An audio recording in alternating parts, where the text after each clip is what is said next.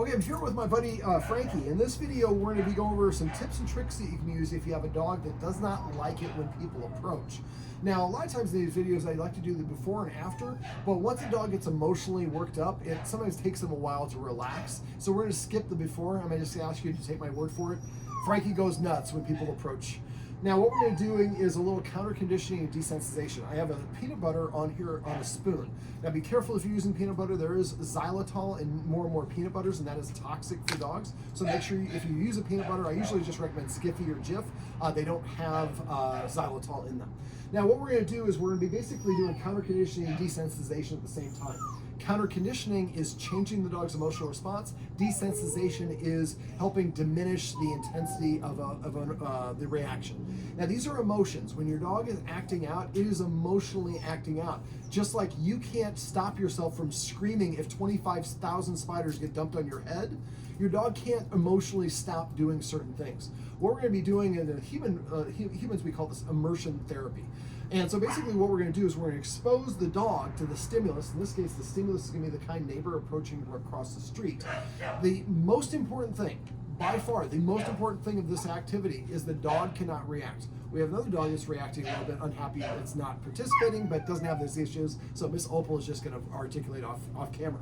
So if your dog barks, lunges, snarls, growls, or shuts down, stops taking treats, or turns away, you've pushed too far. The point of this whole exercise is we want to gradually expose the dog to whatever the stimulus is in a low enough level of intensity where they do not react. And once we find out what that is, we're creating something positive, in this case, licking peanut butter. Licking peanut butter, licking and chewing release the feel-good endorphins of oxytocin and serotonin. And the nice thing about this is I can control where the dog looks. I can also do this with treats, but I find this a little bit easier. Now, are you going to like licking some peanut butter?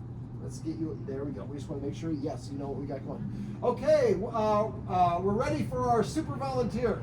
So what's your name? Jen. Jen.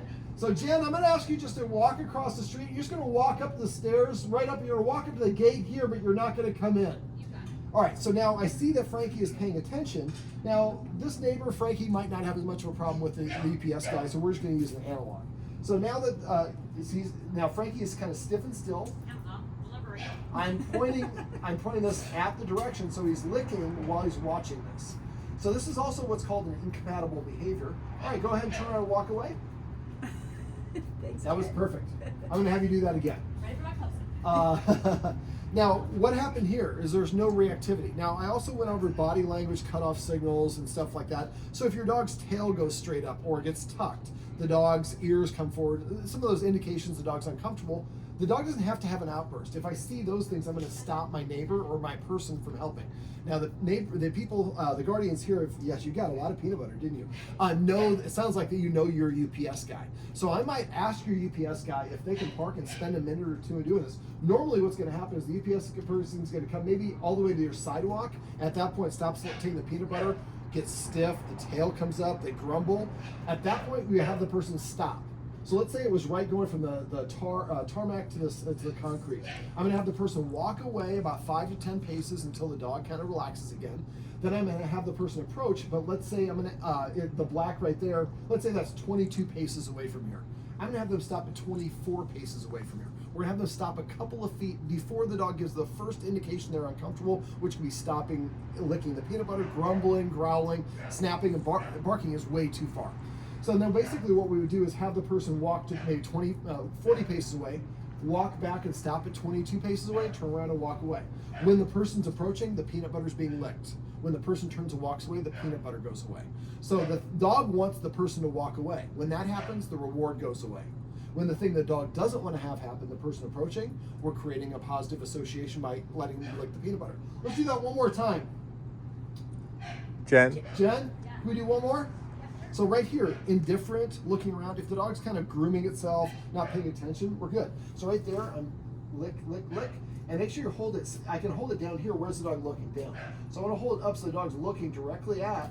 And can you just jiggle the gate a little bit? Don't come in, just jiggle it a little bit. And then go ahead and turn around, and you're done. Thank you very much. Jen.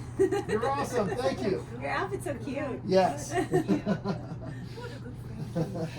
Good job, Frankie. Now, in this case, you can come directly to me. We don't need that shot anymore. Thank you very much for your help. Oh, you're so welcome. So in this case, Frankie probably already knows her, and so probably is less likely to be reactive. But if it is the UPS truck, we can do some things we talked about off camera. We can desensitize the sound of the UPS truck by getting that recording, playing that at a low volume while Frankie's eating his food, and gradually raising the volume until it sounds like a UPS truck is rumbling through your house. That's what we call a precedent. That happens before the infidel. He thinks when somebody's coming up there invading the house. Now, when we're doing this, I'm ready. You might get a short leash where it's tethered to this little railing so that he can only go to here. Now, if he's reacting, normally what I would do is move him further away. We're kind of limited by the geography or topography here, but I could move him up here and move a little bit further away. Up there, a little bit further away. Up on one of the terraces, a little bit further away. So we want to increase the distance until he will take the treats and look at the person without reacting. And remember, not licking or not taking the treat is also an indication he's getting close. And gradually, so let's say it's 22 paces away is where the person stopped, and then they turn and walk away, go to 40 paces. 40 is arbitrary. You just have to move further enough away so the dog feels comfortable. And then they come back to it. Now, ideally what we'd like to do is we want to come back and stop at 22 paces here, then walk away and stop at 22 paces here, here, here. We want to take as many different angles as we can. Now, we're kind of afforded only one path here, but maybe they just park it over there, park over here, park in the cul-de-sac. So what we were just trying to make happen is that when Frankie sees somebody is approaching this terrace, not is it a violator, somebody I have to protect, it's actually something good. When this person comes, I never get to the point where I feel uncomfortable. I never even growl, but all this great stuff happens. Now, when we approach from all the angles, stopping at 22 feet, then we go back and we go back to the first angle, and we maybe go to 21 feet. And then we approach from all those angles, but we're all stopping at 21 feet, then eventually 20, then eventually 19. At 20 was the point where he was protesting in this example. We'll eventually be able to pass that and get closer and closer, but maybe we get to 18 feet and he starts grumbling or not taking the peanut butter. Okay, now we reach his new breaking point. So now we have the person walk away, go to a good distance so he relaxes, and then maybe we stop back at 19 feet. We want to stop, like I talked about off camera earlier, always on a good repetition.